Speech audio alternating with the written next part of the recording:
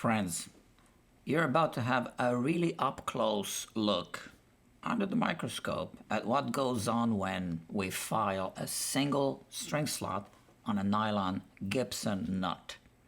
So welcome back to Guitar Quackery, where we go through great lengths to show you how we fix guitars. There's an old Chinese proverb that says, if it's not easy to do, it's probably worth doing.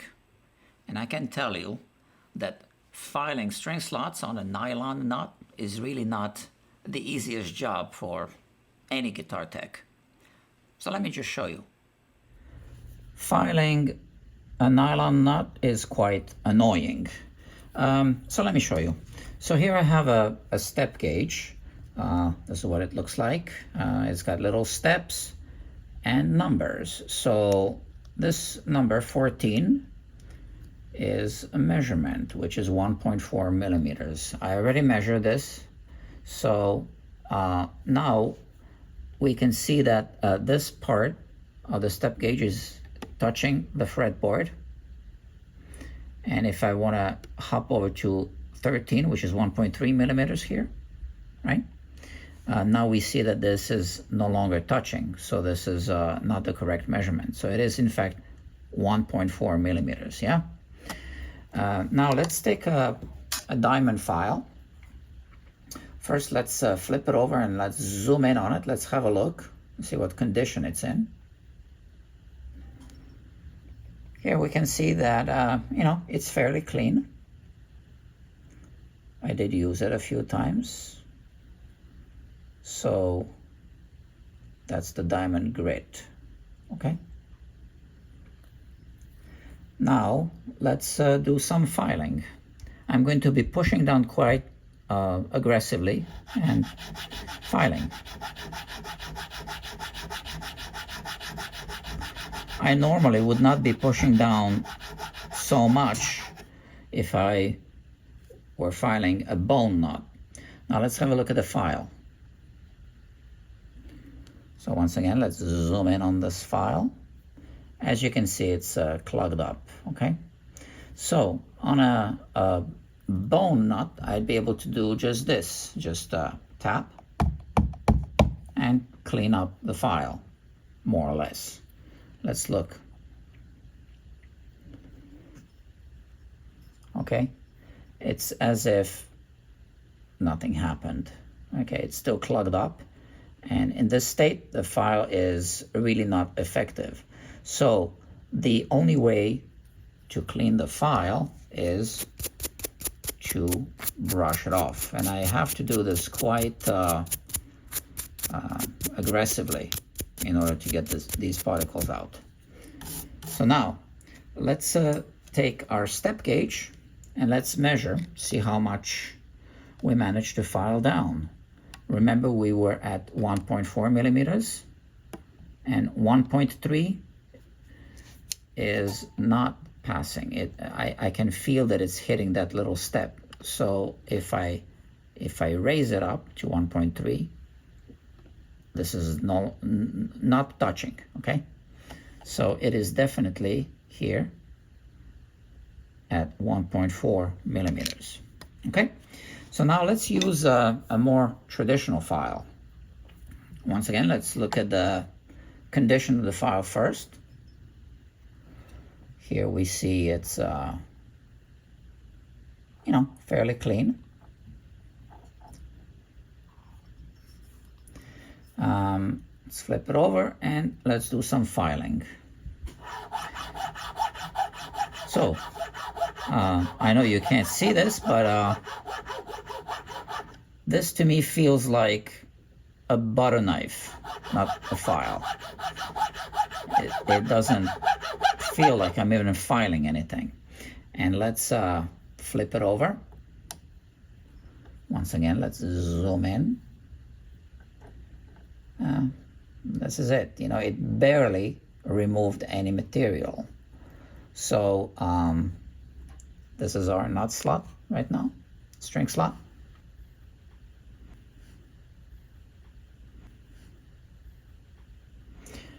So it takes a lot of work to file a nylon nut. Okay, if I'd be pushing down so hard on the bone nut, I'd already been in trouble. Completely clogged up. Okay. And once again, let's take our step gauge. Well, I should clean it up first.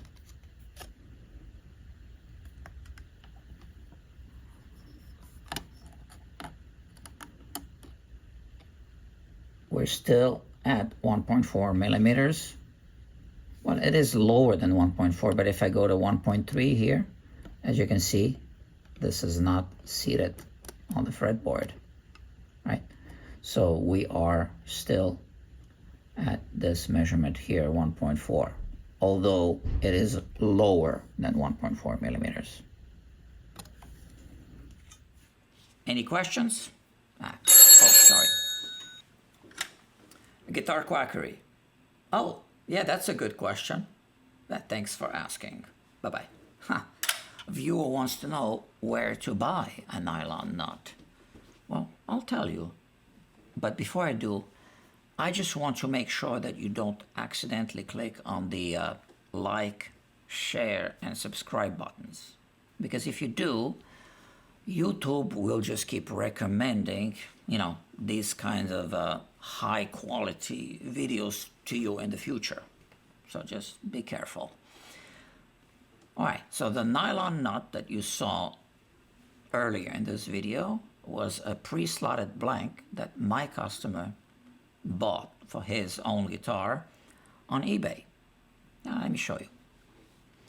So you just go on eBay and you search for a slotted nylon nut for Gibson.